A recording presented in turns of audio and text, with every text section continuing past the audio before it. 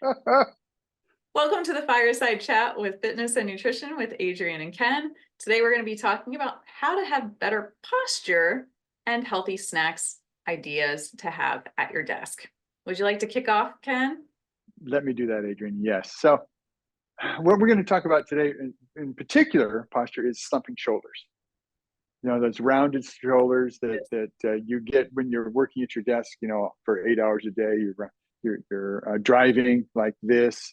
You're looking at your iPad or your phone, and your head's forward and your shoulders are slumped forward. That's rounded shoulders, and that is no good for all sorts of pain, neck pain, in between your shoulder pain, and between shoulder blades pain, even shoulder pain itself can be caused by shoulder protraction, the shortness of these pectoralis minor muscles here, the things that cause shoulder depression and internal rotation. So we're going to talk about that specifically. And there are 3 things that you need to do in order to improve that quality of, or that part of your anatomy. You need to release the muscles that are tight. You need to stretch the muscles that are tight, and then you need to strengthen the muscles that are weak. So let's say, for instance, that you have rounded shoulders, and in between your shoulder blades, they hurt because you're like this for so long, and I go, oh my gosh, at the end of the day, you're like, oh man, that feels good. Oh, because what's happened again, you're like this, and you're concentrating on something. What was that? I can't see that number, you know, and you just kind of lose focus, and you forget to sit up straight, and pain occurs because of that. And we're talking, you know, over long periods of time, months, years of that position. So a good release would be, this is called a lacrosse ball. It's harder. It's about the size of a tennis ball, as you can see, but it's made of hard rubber, a little bit harder rubber than a tennis ball. And it's kind of sticky too, so you can do it up against a wall, and you can roll up and down if you want to. As a tennis ball, you can use a tennis ball, but it's kind of challenging to hold in place because it'll just fly out because it's kind of slippery. But a lacrosse ball, what you'll do is you'll get up against a wall and you'll put the lacrosse ball here, like on the pec minor. Pec minor is kind of underneath the pec major. It's right here, and you just kind of lean up against a wall, or maybe the corner of a door, so that you can release that muscle. Because what's happening is the muscle is short or tightened, and you need to release it in order for it to say, okay, release, we're going to do something good for you, let go.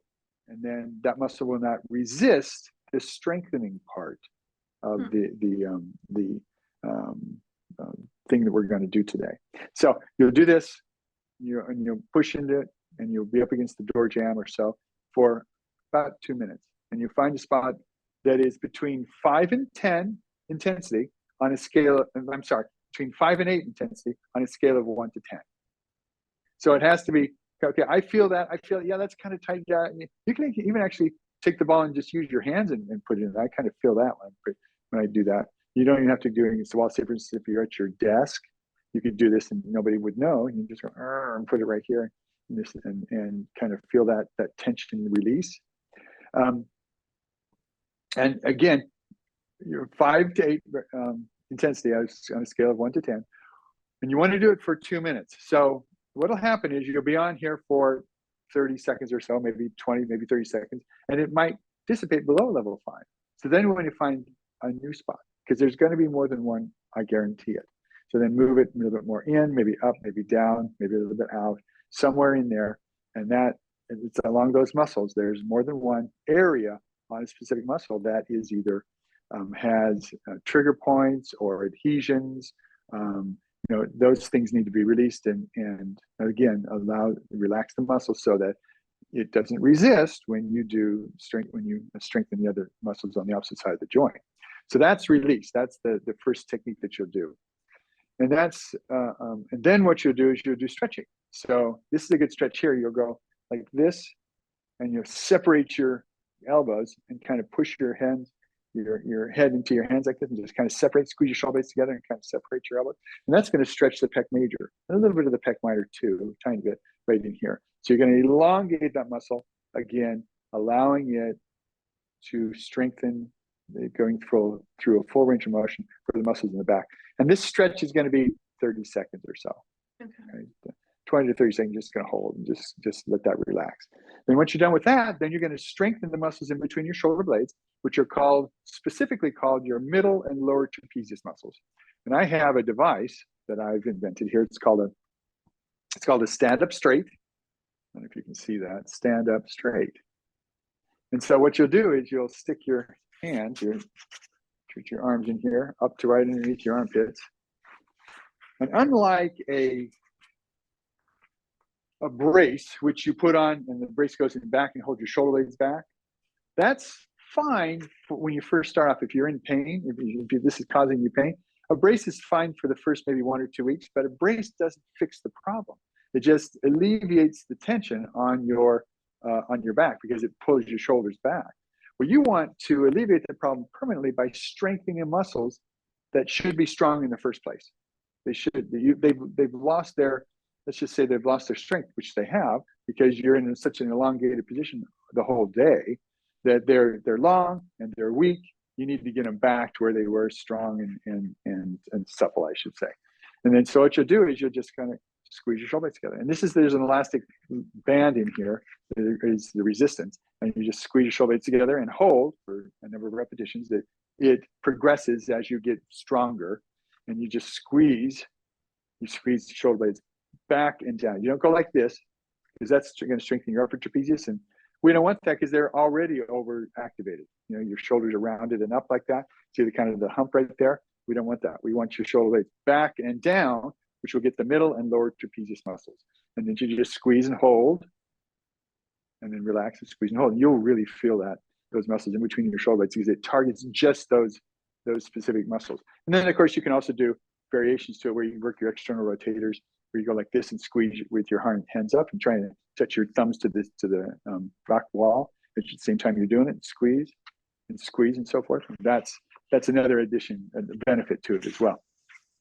And we're going to leave a link in the description where you can get this, and it has the protocol for how long you're supposed to stretch, how long you're supposed to release, for many different problems with your upper back or shoulder and neck. Like say, for instance, if you get headaches, there's a protocol for that. It's different for if your shoulder blades are sore. It's different for if you're sore in your shoulders themselves.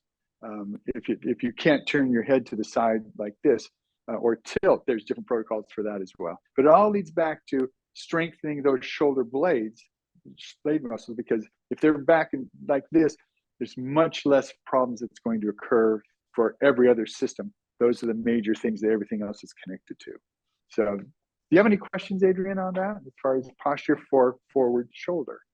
Well, you know that I've had issues, so even like loading the dishwasher, I've told Ken before, like, yeah, it really hurt my upper back. So we did a lot of thoracic work to help with that. I did like what you said about release before you strengthen, was it? There were like three things, release, right? stretch, and then strengthen. Yeah, because so many times all we focus on is like, oh, I just need to do more yoga, or I just need to like relax. But it's like, you don't need to just do that for the muscles. You need to actually implement one of 3 things, and maybe all of the 3 things. And yes. I think most of us have seen walking around, you know, little elderly people, and even we're like, people. Oh, that's not going to be us, but it will be us if we keep bending over. Oh, if you keep looking at your cell phone like this, or your iPad like this, and your shoulder down like this, it will be you shorter than you think, sooner than you think. Yeah, so do these exercises, and when you're done doing these exercises, you might need a snack, right? What have you got for us, Adrienne? Well, you want to maintain a decent amount of healthy snacks at your desk so that you're not tempted by a vending machine or donuts that a coworker brought in, or even just your own kitchen if you're working from home. So these can help you stay energized and focused throughout the day. I have 11 different options. I'll run through them, choose again a couple that work best for you, and implement. One is a handful of mixed nuts. So it could be cashews, walnuts, almonds. We don't always just want to eat the same thing like almonds and an apple today. It also provides you with healthy fat, protein, fiber. Those are great. You can also make your own trail mix by adding in some dried fruit. Maybe you like dried mango or raisins or goji berries. And then you can even put some dark chocolate chips in. It's pretty delicious. Yeah, it sounds good. Another quick, easy one is either Greek yogurt or non-dairy yogurt with maybe some berries. You can add other little add-ins as you like, maybe cacao nibs, etc. But that will give you some protein, some probiotics too, and some antioxidants. So that would be great with the berries. Hummus and veggie sticks, which actually works pretty well with guacamole too. And have you seen those little single-size guacamole or hummus packets? I haven't. That it's actually pretty helpful in terms of portion sizing, especially when we're at our desk and we're working and we're like, oh, if it's an 8-ounce hummus container that you have, you're probably going to eat 8 ounces of hummus, right? So having the Exactly. individually sized ones can be really helpful here. And in That's terms good. of veggie sticks, you can chop your own, maybe if you do like a little bit of Sunday meal prep or something, some carrots, cucumber, radishes, bell peppers, all of those would be really good for extra fiber and nutrients as well. Almond slices with almond butter. That's one of my favorites. It is a little bit messier to eat at the desk. So if you're like Huh. listening in on a meeting or something versus writing a blog, this is a snack for you. Sure. You can also do things like have whole grain crackers with either cheese if you'd like, hummus, or guacamole. And like I said, I would do the single serving portions. Otherwise, we're just eating the whole thing. And these snacks offer a good balance of carbohydrates and protein. So it could also be a good snack before even working out or after working out. If you like eggs, hard-boiled eggs are easy, and you could just make a bunch of them at the beginning of the week. And it's a convenient protein-rich snack. You can put some turmeric, some black pepper, some salt, call it a day. Kale chips. Have you had kale chips, Ken? They're so good. I've never had man, I've had a lot of this stuff. I need to get on the program.